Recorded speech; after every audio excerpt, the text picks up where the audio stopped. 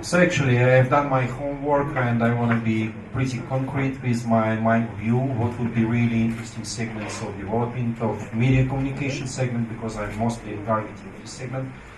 First of all, probably the most important, that's a new generation of media communication platform. Do you believe or not, but the time of current media platforms like Facebook, like Instagram, even some messengers coming to the end.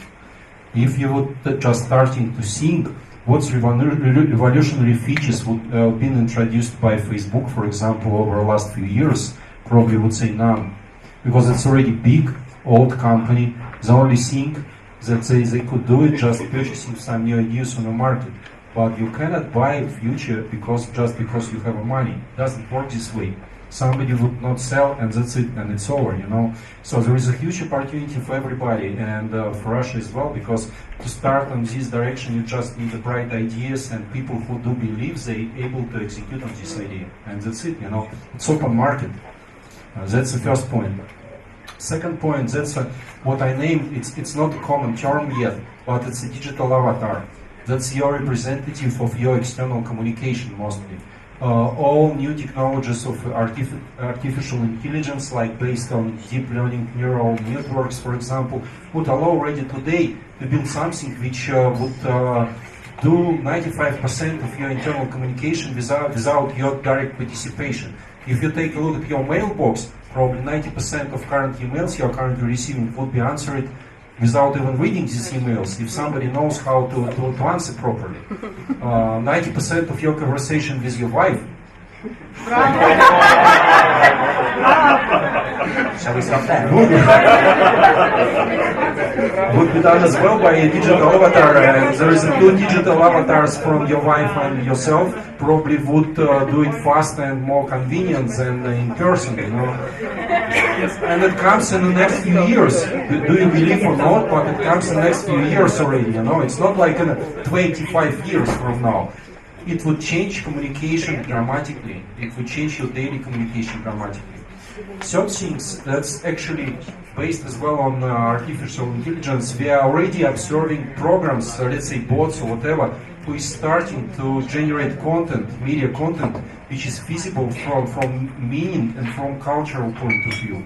Okay, it's very early stage. Is bots starting to write the poetry, starting to try to write Peace and War 2.0, not successful yet, but it's so fast developing. In a few years from now, you probably would not recognize Aase's book being written by bot or by Ulitskaya or whatever. You know, it's a very famous writer in Russia, who knows. You know.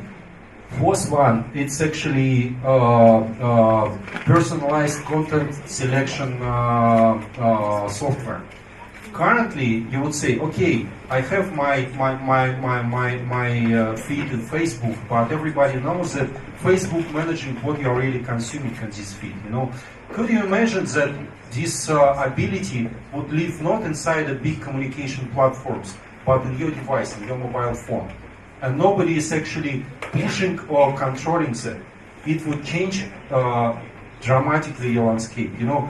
Just imagine all current ecosystem based on advertising would fail at the same moment, because this assistant would not allow to show you advertising, just blocked completely 100%, or not show you information you are not interested in, you know.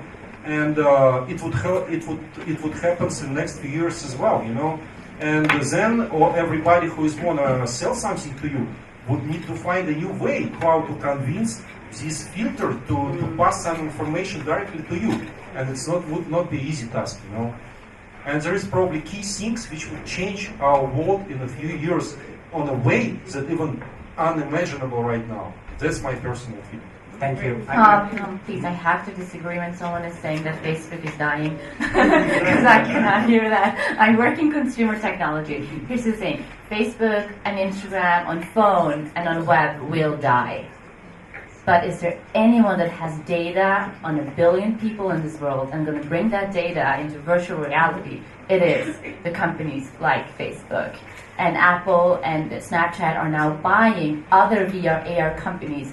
And if anyone can afford the top knowledge people in this innovation, it is those companies. And they, in my opinion, are going to kill it.